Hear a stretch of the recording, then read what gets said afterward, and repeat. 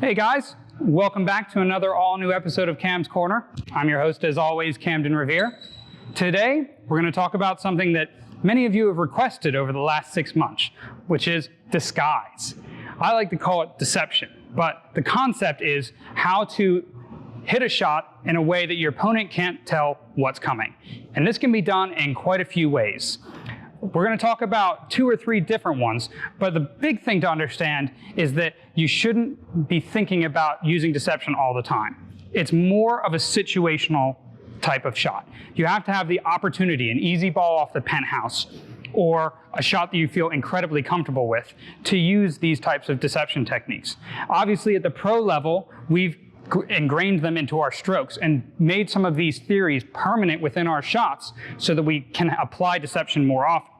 But for you guys, I really want to give you 2 or 3 situations where you should look to be deceptive. Otherwise, I wouldn't worry too much about it. Okay, so deception, yet again, is disguise. We're trying to hide what's happening from our opponents. All right, and one of the easiest ways to do that is to differentiate when you hit the ball.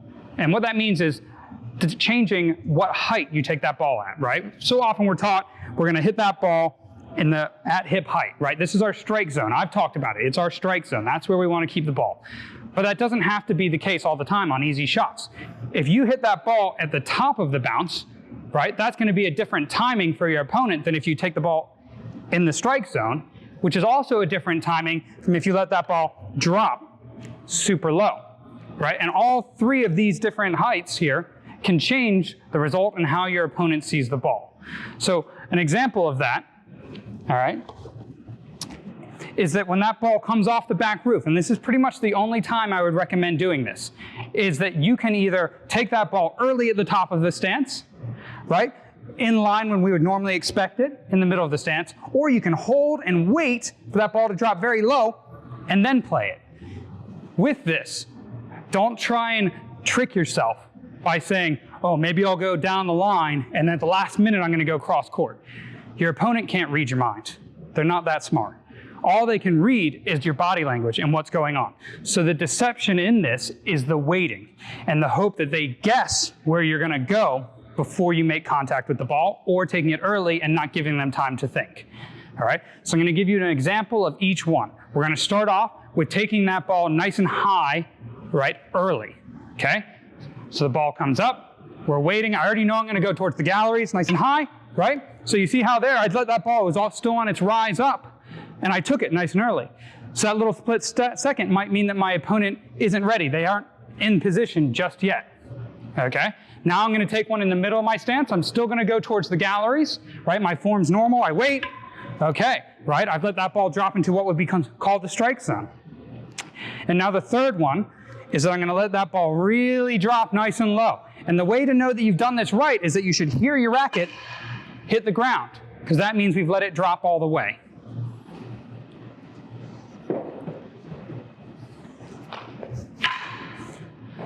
All right, so you can see there the 3 different heights, and there's a huge disparity there.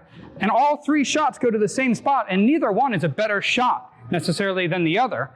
But what I've tried to do is take a shot and say, all right, this shot is an average shot to your backhand.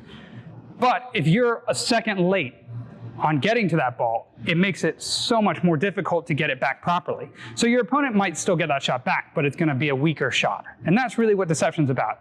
It's not necessarily about winning the point, making an error. It's about getting a weaker response back. Okay, so now we're going to move on to the second type of deception. And that comes from where we take the ball in our stance. Okay, on our forehand, you'll notice a lot of the pros take that ball deeper in their stance, right? More on their back foot. Whereas most amateurs are going to play that ball from their front foot, right? By taking that ball on your back foot, that allows us an extra second for that ball to get there, and allows us to be strong enough through our shoulders and core to hold that ball back in here and either go down the line or cross court by pulling with our shoulders. So most pros will do this naturally. We built it into our game. But the idea is that I can step in and hit that ball here, and this is what my opponent sees contact-wise, but I can go to either side of the court.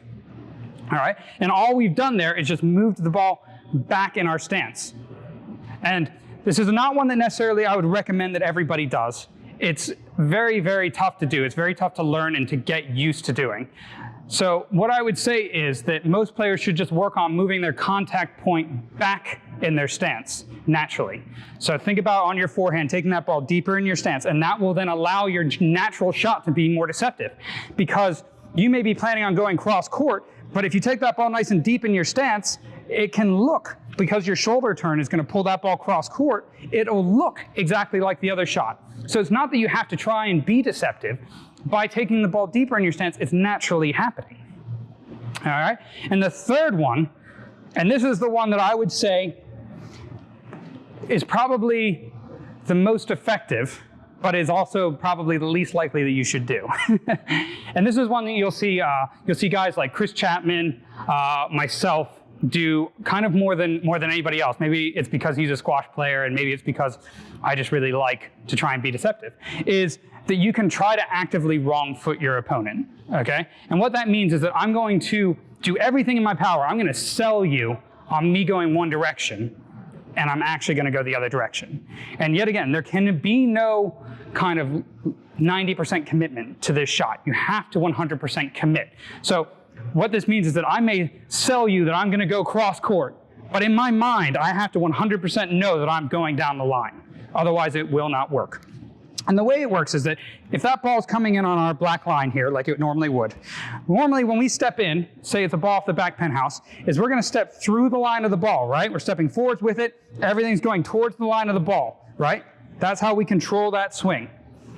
Instead, what we're going to do is I'm going to actively step open so that my body and line, everything about me is saying that that ball is going towards the galleries, right? But yet again, because I take that ball so deep in my stance, I have time, and I can actually instead wait and look at the racket face, take that ball down the line, okay? And yet again, this is a really tough tactic. I wouldn't recommend everybody do this because yet again, we're doing things improperly here. All I tell you guys all the time is to step towards the ball, hip rotation, keep the shoulders over the ball. And we're eliminating all of these strengths and relying on our hands to hit this shot, okay? So this isn't something I would say you should do all the time, but if you practice it every now and again, and if you only do it on certain shots, easy balls off the back penthouse, things like that, it might become effective for you, all right? So I'm gonna give you a couple examples here, and what it's gonna be is that I'm gonna sell you, I'm gonna tell you, I'm gonna go towards the galleries, and the only reason it's not going towards the galleries is because all that changes is my racket contact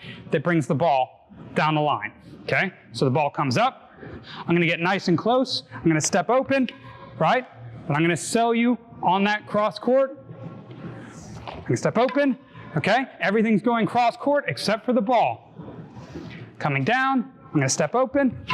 Everything comes out except for the ball. So you can see there, everything's going this way until my racket makes contact with the ball, and I'm allowing it to slide down the line, okay? So these are a couple different ways you can work on this and try it. Yet again, don't take it too seriously. Don't try and become super deceptive and add it to every shot in your game, because you're just going to end up making more errors and you're going to confuse yourself. Put it into play with simple balls off the back penthouse, and only if you practiced it and feel confident in it. But give it a go. Let me know what you think. Thanks, guys.